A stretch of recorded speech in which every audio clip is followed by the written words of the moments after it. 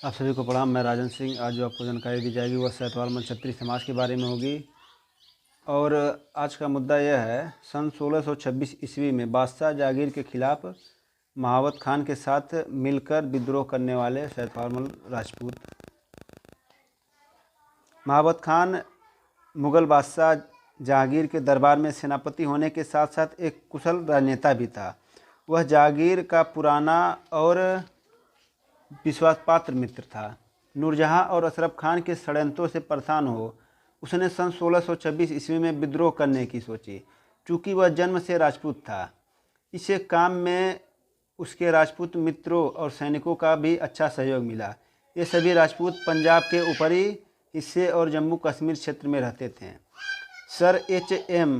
Elliot ने इस पूरी घटना का उल्लेख करते हुए लिखा है कि महावत खान ने अशरफ खान के षड्यंत्रों का साफ साफ देख लिया और अपने साथ 4000 से 5000 राजपूतों को इकट्ठा किया, जो सभी बहादुर एक ही लक्ष्य के लिए एक साथ जमा हुए थे।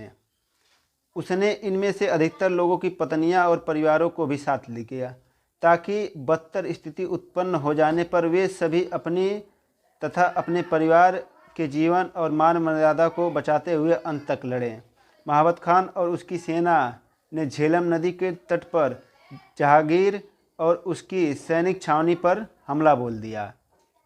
उस समय जहांगीर और उसकी सेना नदी के तट पर छावनी बना कर रुके थे और काबुल जाने की तैयारी कर रहे थे। महावत खान ने सफलतापूर्वक जहांगीर को बंदी बना लिया, लेकिन नूरजहां वहां से बचकर निकलने में सफल रही। महावत खान ने स्वयं को हिंदुस्तान का सम्राट घोषित कर दिया। हालांकि उसकी सफलता छोटी अवधि की ही साबित हुई। नूरजहां अपने विश्वासपात्र लोगों को अभी भी जहांगीर के लिए वफादार थे। उनके साथ मिलकर जहांगीर को छुड़ाने की योजना बनाई। उसने महावत खान के सामने आत्मसमर्पण कर दिया। पति के साथ आ जाने पर उसने अपनी योजना का अमल करना शुरू कर दिया।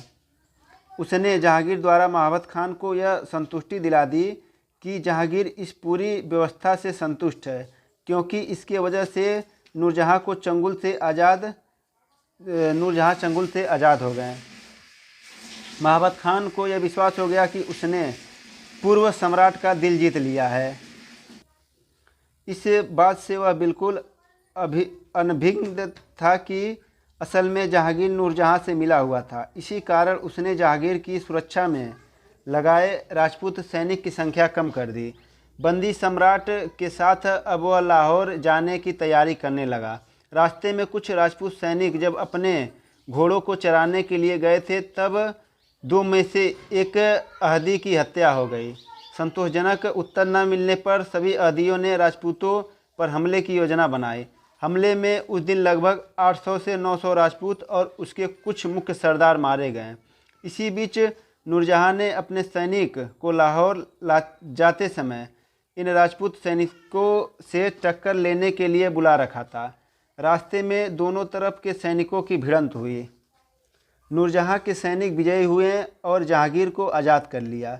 इस लड़ाई में राजपूत सैनिकों को बकरों की तरह काटा गया और कुछ को पकड़कर काबुल के बाज़ारों में बेच दिया गया। लगभग 2000 से 3000 राजपूत इस लड़ाई में मारे गए और कुछ बुरी तरह घायल हो गए। इस तरह महावत खान की सत्ता लगभग 100 दिनों तक ही रही और मरने वाले सभी सैतवाल राजपूत समाज से थे। महावत खान के विद्रोह का अधिकतर इतिहासकारों ने विस्तृत रूप में उल्लेख किया है, लेकिन घायल राजपूत सैनिकों, उनके परिवारों और मृत्यु को प्राप्त हुए राजपूत सैनिकों के परिवारों को लगभग भुला दिया गया है। इनको कहीं नहीं लिखा गया है और न ही इनका कहीं जिक्र किया गया है। इन परिवारों का उल्लेख मुख्य धारा के इतिहास में न हो, लोक कहानियों और मान्यताओं में होता है। जहाँ यह परिवार पलायित हो बस गए। इन लोक कहानियों के अनुसार घायल राजपूत और परिवार उत्तरी भारत के आगरा, मेरठ, सहारनपुर, देहरादून, कालिंजर, बनारस और गोरखपुर की तरफ पलायन हुए। बनारस और गोरखपुर की ओर पलायन में राजा नथमल ने इनकी सहायता की, जो महावत खान के अच्छे मित्र थे। नथमल ने इस समय नथपुर, मधुबन के जमींदार थे और मझौली की जिम्मेदारियों से निवृत्त हो चुके थे।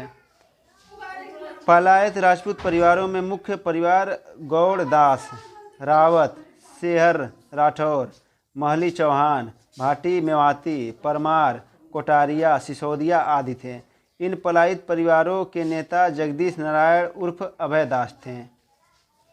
राजा नथमल की मदद से इन्होंने राजा मझौली से जमींदारी खरीद दुघरा जमींदारी की नींव डाली, जो उरुआ के पास है, सिकरीगंज। दुघरा के अंतिम जमींदार गनी दास थे। इस घटना के लगभग 1 साल बाद ही 28 अक्टूबर 1627 ईस्वी को जहांगीर की मृत्यु हो गई और शाहजहां खुर्रम नया मुगल सम्राट बन गया। मधुबन के